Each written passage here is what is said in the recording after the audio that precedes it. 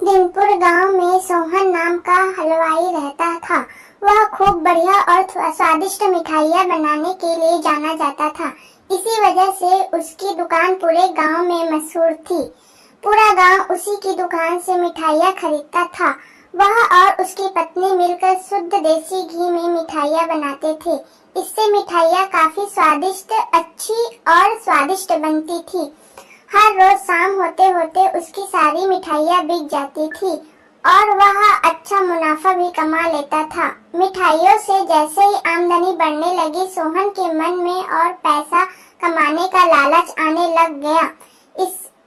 अपने इसी लालच के चलते उसे एक तरकीब सूझी।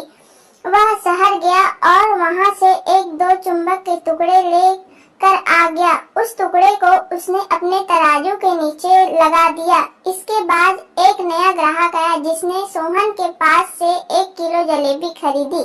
इस बार तराजू में चुंबक लगाने की वजह से सोहन को अधिक मुनाफा हुआ। उसने अपनी इस तरकीब के बारे में अपनी पत्नी को भी बताया, लेकिन उसकी पत्नी को सोहन की यह चालाकी अच्छी नहीं लगी। उसने सोहन को समझाया कि उसे अपने ग्राहकों के साथ इस तरह की धोखेबाजी नहीं करनी चाहिए, लेकिन सोहन ने अपनी पत्नी की बात बिल्कुल भी नहीं सुनी। वो हर रोज तराजू के नीचे चुंबक लगाकर अपने ग्राहकों को धोखा देने लगा। इससे उसका मुनाफा बढ़कर कई गुना अधिक हो गया। इससे सोहन को काफी खुशी हुई।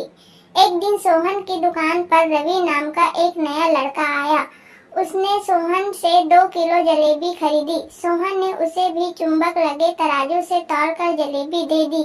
रवि ने जैसे ही जलेबी उठाई, उसे लगा कि जलेबी का वजन 2 किलो से कम है। उसने अपना शक दूर करने के लिए सोहन से दोबारा से जलेबी को तोड़ने के लिए कहा।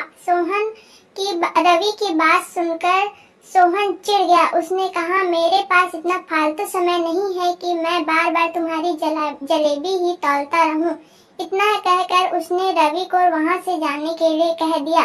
सोहन मिठाई वाले की बात सुनने के बाद रवि जलेबी लेकर वहां से चला गया। वह एक दूसरी दुकान पर गया और वहां बैठे मिठाई वाले से अपनी जलेबी तौलने के लिए कहा। जब दूसरे दुकानदार ने जलेबी तौली तो जलेबी सिर्फ 1.5 किलो ही निकला। अब उसका शक यकीन में बदल गया था। उसे पता चल गया कि सोहन मिठाई वाले के तराजू में कुछ गड़बड़ है। अब उसने तराजू की गड़बड़ को सबके सामने लाने के लिए खुद एक तराजू खरीद लिया और उसे ले जाकर सोहन मिठाई वाले की दुकान के पास ही रख दिया। फिर रवि अपने सभी गांव वालों को वहां पर इकट्ठा करने में लग गया। जैसे ही लोगों की थोड़ी भीड़ बढ़ने लगी तो उसने गांव के लोगों को कहा कि आज मैं आप सभी लोगों को एक जादू दिखाऊंगा। यह जादू देखने के लिए बस आप लोगों को सोहन मिठाई वाले से खरीदा गया सामान एक बार इस तराजू में तौलना होगा। तब आप लोग देखेंगे कि कैसे सोहन मिठाई वाले के तराजू में तौली गई मिठाइयाँ इस दूसरे तराजू में अपने आप ही कम हो जाती है। कुछ देर बाद एक दो लोग मिठाई लेकर रवि के पास पहुँचे तो उसने ऐसा ही करके भी दिखाया। इसके बाद सोहन के दुकान से जिसने भी मिठाई खरीदी, सभी ने रवि के तराजू में तौल कर देखा तो उस सब की मिठाइयाँ 250 ग्राम से लेकर आधा किलो तक कम निकली। यह सब देखकर लोगों को काफी हैरानी हुई। अपनी दुकान के पास यह सब होते देखकर सोहन मिठाई वाला रवि से झगड़ा करने लगा। उसने लोगों को बताया कि रवि यह सब नाटक कर रहा है अपनी बात को सही साबित करने के लिए। रवि सीधे सोहन मिठाई वाला का तराजू लेकर आया और तराजू में लगा चुंबक निकलवा कर सबको दिखाने लगा। यह देखकर गांव वाले को बहुत गुस्सा आया। सबने मिलकर उस लालची मिठाई वाले को खूब मारा। अब उस लालची मिठाई वाले को अपने लालच और उसके कारण की गई गलत हरकतों पर पछतावा हो रहा था। उसने अपने गांव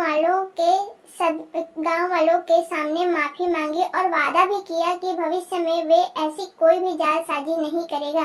सोहन की इस धोखेबाजी से पूरा गांव नाराज था, इसीलिए लोगों ने उसकी दुकान में जाना काफी कम कर दिया।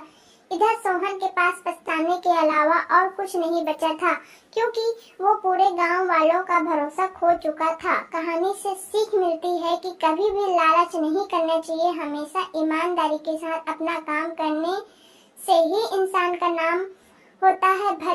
लालच के चलते भले ही कुछ समय के लिए अच्छा फायदा हो, लेकिन इससे इज्जत और आत्मसम्मान दोनों कम हो जाती है।